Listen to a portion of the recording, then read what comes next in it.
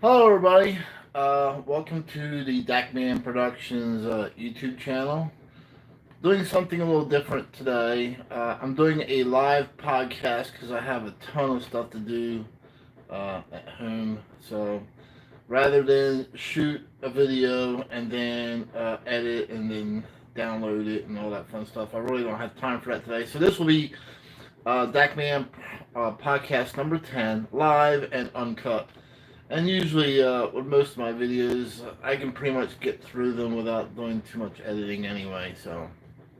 Um, so today we're going to discuss Conahey Rail. But to bring you up to speed, I made my last podcast. I believe it was podcast number 8. I decided to pull them all off when that copper law hit, and I wasn't sure what was going to be made for kids, what wasn't. So I decided just to pull them all off.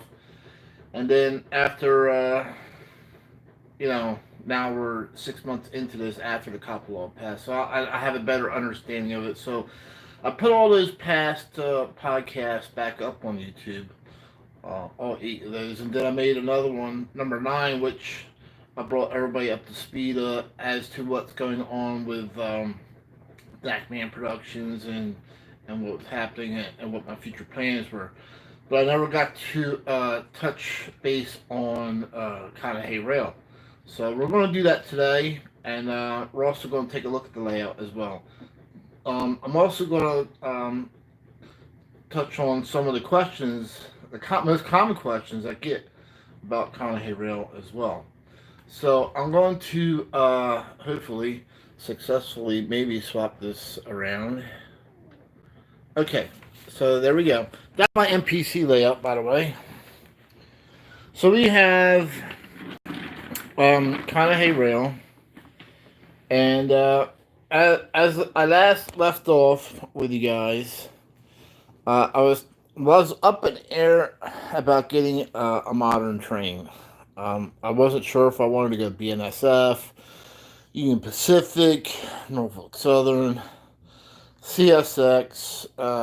I mean, there were so many different choices, but I definitely wanted something modern that you would see today on my layout because I do like watching real family videos. I do like the real thing, and I want something that you would actually see today.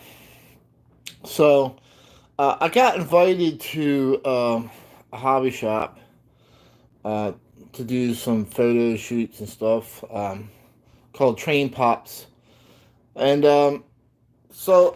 he invited me over there, and I saw this Lionel Legacy locomotive, and I fell in love with it instantly, and I bought it from the store.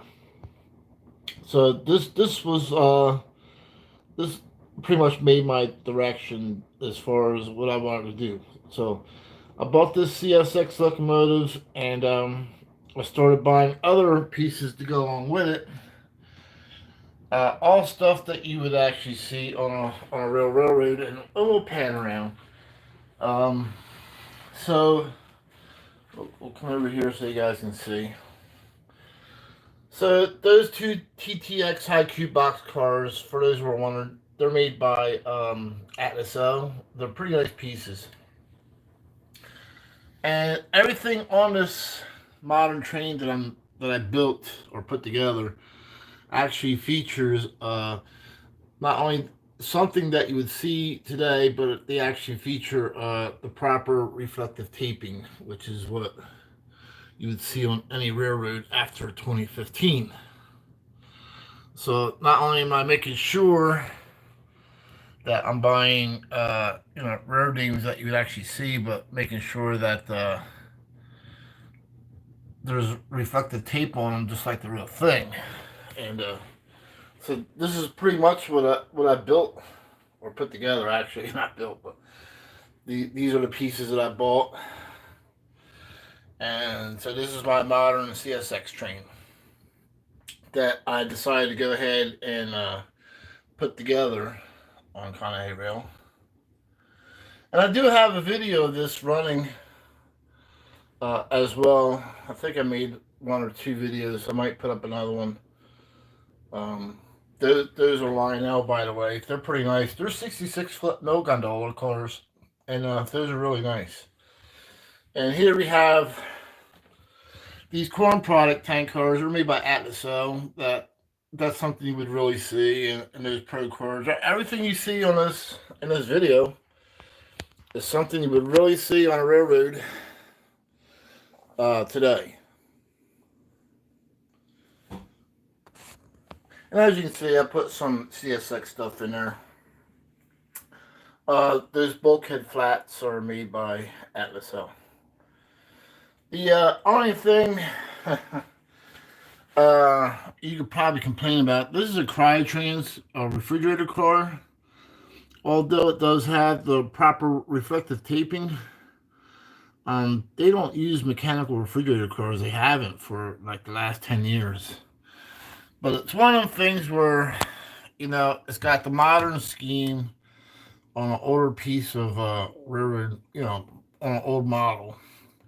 I wish that Lionel, MTH, or somebody would actually come up and make the 64-foot Trinity refrigerator car.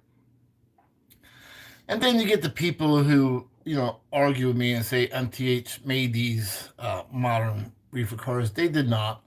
They made a 60-foot reefer that they put modern names on, but it's not even close to being a true Trinity refrigerated car.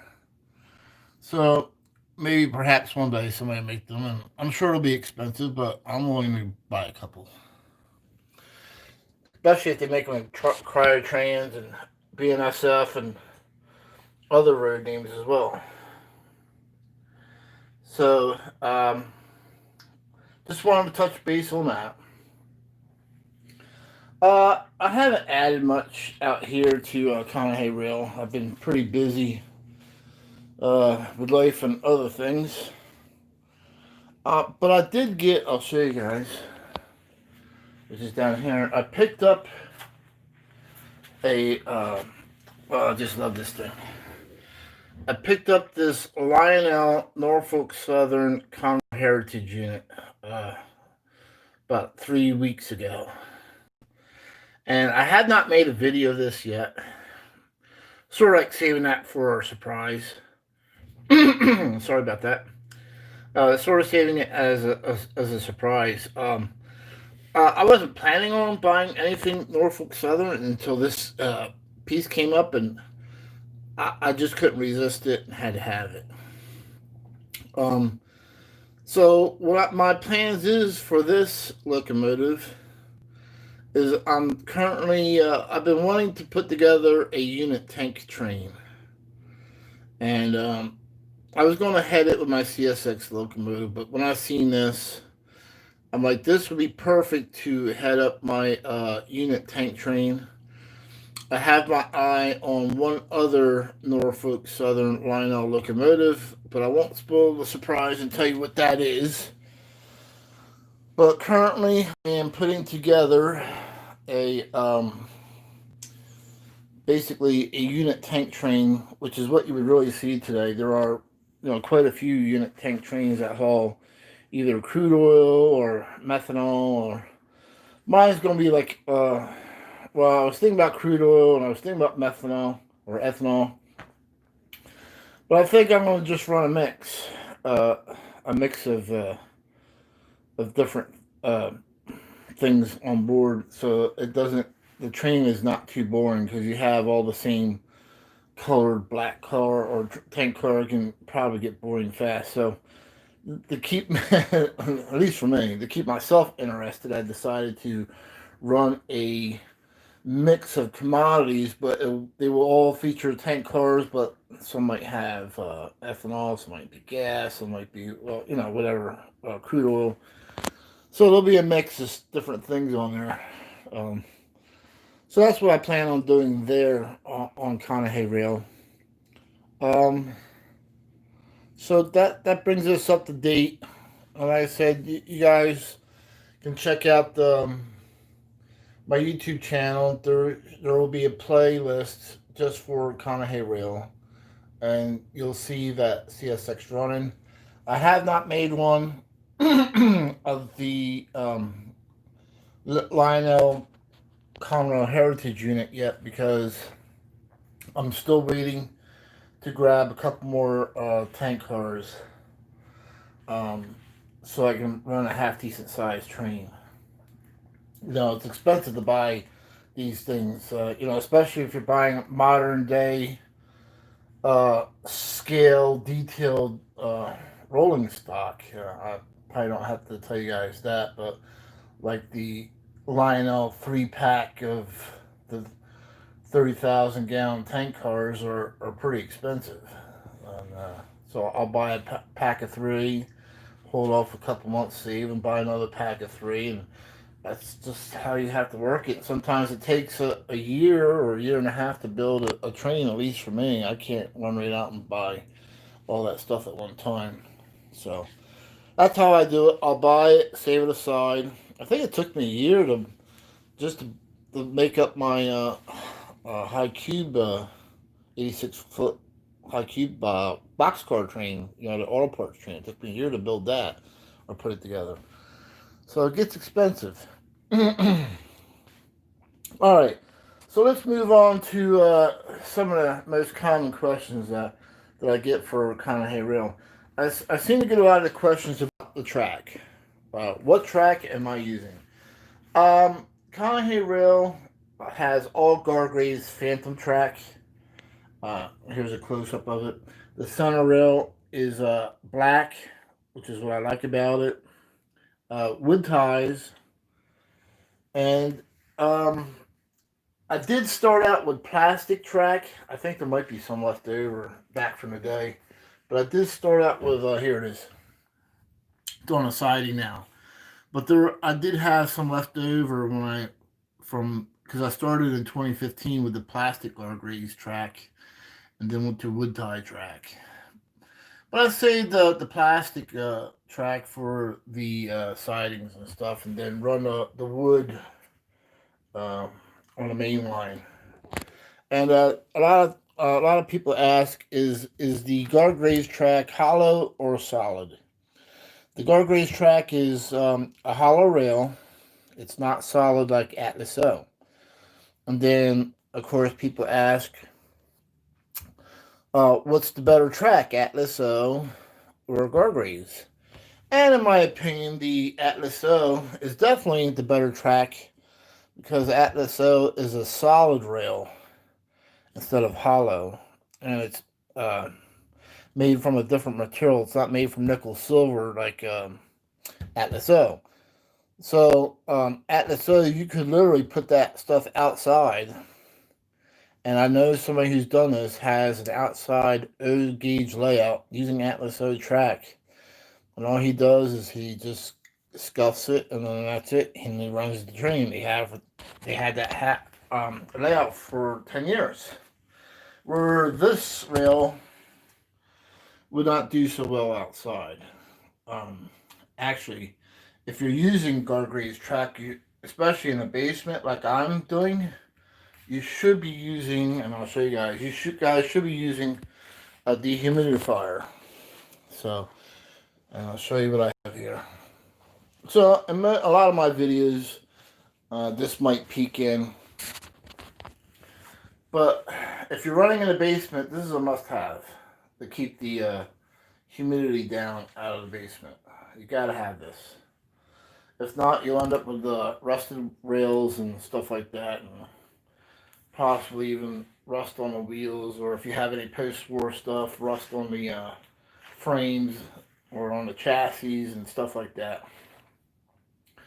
So if you have a basement and you're running in the basement, that's well worth the investment. Trust me. So they ask, Sean, why did you buy the Gargraves track if the Atlas O is better? That was an easy one. The Gargraves track is so much more easier to get. It's cheaper, and you can find it anywhere. The Atlas O, it seems like it's always out of production. It's always hard to get, and it's a little bit more on the expensive side. So that's why I chose Gargraves track. The inside mainline track is about 4 to 5 years old, depending on what section it is. I just put this outside main in 2019, so that's kind of like new. But for the most part, the track's held up pretty well.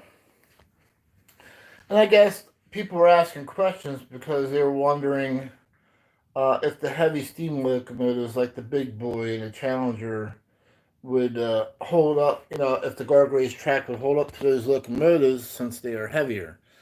And I don't see why it wouldn't hold up to those locomotives, but I can understand why people would rather run them on Atlas O track versus guardrails because the Atlas O is a solid rail. So, you don't have to worry about the weight of the locomotive or the train. The other question I get asked a lot, let's see if I can find a switch here, is about my switches. We'll go into the next room for this. Alright, so here's a good example. They're asking me, what switches do you use? And I say guardrails, but if you want to go with a better switch, there are better switches out there called Ross. Ross is a much better switch than guardrails, but I chose to use guardrails because I found that they're a little bit more reasonable. And also, these are 0100 switches, by the way, for those who are wondering. I found that the 0100 switch was very dependable. I have tried the guardrails 042 and the 054 switches in the past, and they were just junk. But the 072 and the 0100 switches, and there's an 072 here, from guardrails are pretty reliable. They're dependable. The only bad part, I don't know, I haven't put in any Ross in, but the only bad part about guardrails switches is they do not flow electricity. Matter of fact, I helped the one guy online about a month ago, explaining to him that you have to wire these underneath. You got to wire feeders because these will not flow electricity. So if your electricity, let's say, is going this way, your flow is going this way, you will have to take a feeder and jump it from here to here, and then jump it from here to here. And I don't know if I'm going too fast, but like I said, so what's going to happen is if you don't run feeders, when your electric is flowing this way and it gets to here, it's going to stop, and then you won't have any power. So then you will need to run a feeder from this point to this point, and then from this point to this point. And guardrails does sell the terminal ends with the wire on them, so you can get these terminals with wire soldered on them. Guardrails does sell those to make it easier. So that's what I found with on the guardrails switches. So it's a little bit more of work to install them, but it's still cheaper. Also, you may have to jump out the outside rail depending on how you designed your layout. So I'll show you something here. So you can see if you made this your common, because the outside is common, your center rail is power. So if you made this your common, the common will flow with no problem, and then keep going. The problem is going to be if you get to another switch and the straight rail through is on the other side. Now you have an issue, because if you just made this your common and you come through here, which will make it fine, but once you get to this point, the common will stop even though you power this. So you actually would have to jump the common to this side. So there's a little bit thought process in the going over or in the going guardrails and installing them. It's not always straightforward. What I did to make life easier on myself is I just apply common to both sides of the rail, so I don't have to worry about where I put switches. So that's what I've done. Uh, so that's the most common questions that I get as far as Conahey Rail. I hope I explained it good enough that you understand. I have taught or face chatted with people, better explained to them and shown them how to do it. Um, the other question I get is what is Conahey Rail based on? It's actually based on a farming community. I actually live in a farming community, so there's farmers who grow corn, and when the corn is ready for picking, they'll pick it, they'll load it up on a truck, and then bring it to a silo facility, and then from the silo facility, it gets loaded up onto a train, and then the one in my town is actually owned by Purdue. So the grain feed actually gets shipped out to Purdue farms. So basically, that's what the main commodity is on Conahey Rail is grain and soybean, and all the other trains that I have are just running through town to get to their destination or location. I have moved my car dealership. I didn't like where it was at, so I actually placed it next to the fire station here, as you guys can see. And Hodges Dodge was an actual real car dealership in the 60s and 70s. They were pretty famous because they had some. They raced Dodge race cars in NHRA, and the Candy-Matic was one of those cars that was pretty famous and won a lot of races. So that's why I chose the name Hodges Dodges.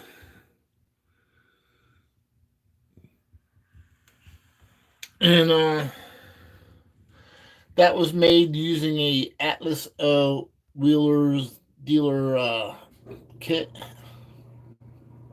If you're wondering about the firehouse, Rescue 51 is two Ameritown firehouses spliced together. And of course, Rescue 51, for anybody who's old enough, would remember the show Emergency. And that's where I got that idea from. There's still lots of things to do on Conahey Rail. Eventually, this is going to be a cornfield in here. I want to build a bridge here, a truss bridge for this area one day. Hopefully, I'll get to that this year. And then, yeah. So as far as this intersection here or this train crossing, somebody actually gave me a good suggestion to make this an exempt crossing. So that's what I did. Instead of having a railroad signal, I now have a crossing that's exempt. And at the exempt crossing, a guy needs to hold a flag just like he's doing here and stop traffic for the train. And exempt means that a hazmat truck or school bus no longer has to stop for the crossing, but the crossing does have to be manned by a railroad worker before a train can cross. So that was one of the signs that I decided to put up. And I've been putting up other detailed signs like this one here. And then another one right here. You might, for those who don't recognize that sign, it basically means no lowboy trucks can go this way because they'll get hung up on the bridge, or they'll get hung up on a track going across the road. And I've also been installing O-scale O-gauge fencing, speed limit signs have been installed. So I'm starting to put in some more details. I also found these fire station signs letting the traffic know there's a fire station up ahead. So I've been basically doing a lot more detail work.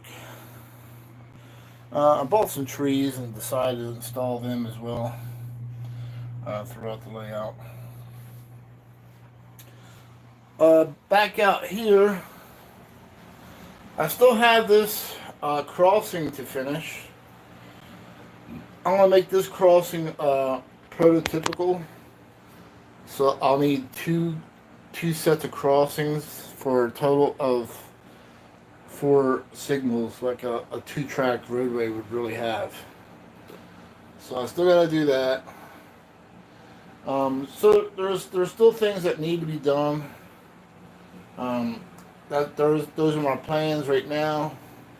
I'm really looking forward to running the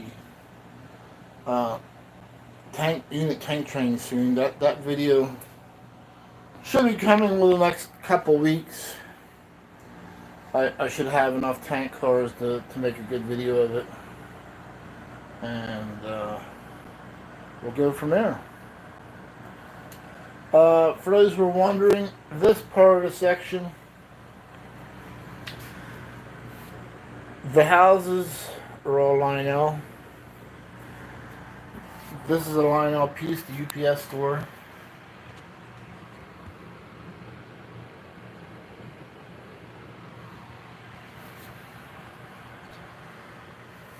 The rest of these are MTH.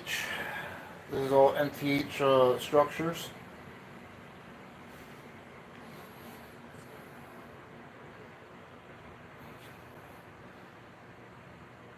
And people have been asking me, where do I get the cars from? Well, the cars, basically, I get off of eBay. I just find them on eBay, and then they ask you, what's the brand name of my cars? And most of the cars that I have on this layout is made by a company called Greenlight. The problem with Greenlight is they only make so many and that's it. So if you don't jump on them, you might miss out. And like, for instance, this is a Hollywood movie scene and that I created using all Greenlight cars. And then people were asking me, what's these cards here on the layout? And when I had guests come over, you'd be surprised, most of the guests never recognized the Hollywood scenes that I created. So I made these cards. So everywhere you see a card, a business card, it basically describes the scene and what movie it was from. I'm trying to get this so it doesn't shadow. So this one says Hollywood movie Christine. Detective Junkin's Fury, which is right there.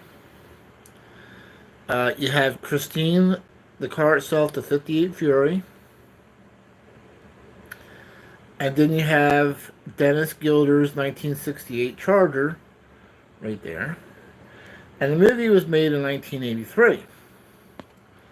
So that card describes the scene, the cars that were used, and the year of the movie. And once I explained that to a few people, there was a couple people who wanted to copy that idea, have Hollywood cars and do something similar.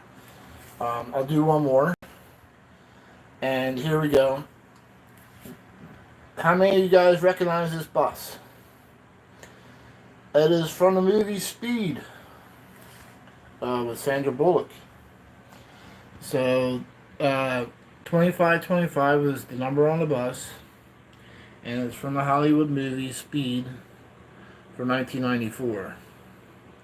And Sandra Bullock, she loses her license, and so she's riding this bus, and the driver gets shot, so she takes over driving because there's a hostage situation. And I won't ruin the rest of the movie if you haven't watched it, but I thought it was a good movie. So wherever you see cars at on my layout, it describes a Hollywood scene. Um, and everybody recognizes this one. Who wouldn't know what that car is? For the National Lampoon's Vacation.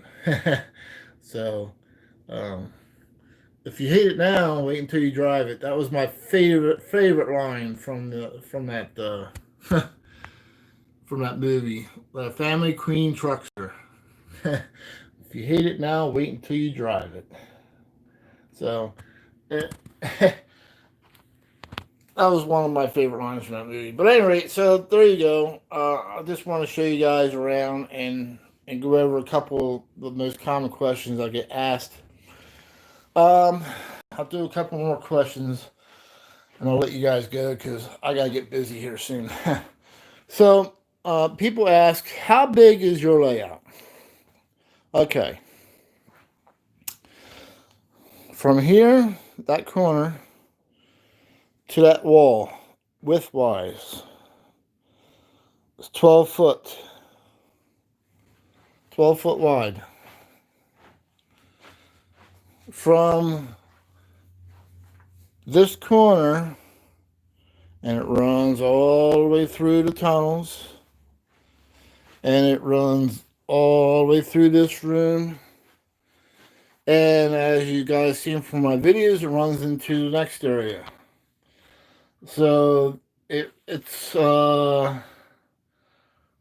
40 or 38. What is it? No, it's 35. That's right. It's 35 foot long. So it's 12 by 35. So I can fit a couple trains and still get a long stretch in on them. So that's another common question I get is what's the footprint size of the layout? And Conahey Rail actually started in 2015, and it was just a little L-shaped layout that was in this corner. So it was 8 foot here, and then another 4 foot here. So it actually stopped right about here. Right where that A&W station is at is where the L ended, and then came around and actually stopped right here and ended here. And that's all it originally was. So it just expanded from there from 2015. So how did Conahey Rail get started? We'll have to come over here to answer that question. There was a Lionel Conrail limited set that I've always wanted. It was made in 1987. I couldn't afford it back then because it was like $400 for 1987. That was a lot of money back then, and I didn't have that kind of money. So when 2015 came around, actually 2014, I was always wanted that set, and I found it pretty reasonable, brand new in the box. So I decided to buy it, and I ended up running that set on the floor of my bedroom, and it just didn't do anything for me. So I built that L that I'm talking about, and I ran that and I ran this train on that L. I was pretty happy. And then I bought a Lionel TMCC SD70 Mac to run as well, and I liked it. I liked the TMCC controls. I liked having the ability to control something from a remote. So I started playing around with that. And then I bought, I'll show you guys, my very first Lionel Legacy locomotive was this Lionel GP30 locomotive in 2015. My very first legacy locomotive. And I got hooked from there. Um, so I started buying legacy locomotives. I actually sold the Lionel SD70 Mac TMCC version when they came out with a legacy version. So I sold the TMCC version, both the legacy version of the 70 Mac, um, which I have and I run. But this is what got me hooked onto Lionel Legacy was this GP30, which I now use for a yard switcher. Just like a real railroad, I had started out with the Atlas O Conahey Rail switcher, which I believe was an SW 1500 or 1200. But at any rate, as the yard got bigger and the cars got heavier, it just couldn't pull them or push them around anymore. The railroads went through the same thing. So I sold that, and now I use the GP30 to push just for pushing the rail cars around and switching, which is perfect. And real railroads went through the same thing. Like I said, actually CSX in Delaware uses 3 SD40-3 locomotives for shoving cars around their rail yard. So, yeah, you need heavy power, and switchers just doesn't work out anymore. So, you would still see switchers at a private grain facility or something like that, but any major rail yard you wouldn't, unless it was MU'd up to other locomotives. So that's what's going on with Conahey Rail, and like I said, I hope I answered a lot of the most common questions that I get asked a lot. And once again, you guys can see all the Conahey Rail videos on the Dakman YouTube channel. They actually have their own playlist. Thank you for tuning in to Dakman Productions. And don't forget, I'm also on Facebook. This live video will be not made for kids, so you can go ahead and comment on this video. And if you missed it, don't worry. I'll let it live upload, and you guys can watch it later. Alright, thanks for tuning in. Thanks for subscribing. And thanks for being a fan. I hope to see you guys out there at the train shows and the clubs after this coronavirus is done, because I know I'm done with it. And we'll see you guys later. Alright, thanks a lot. Bye.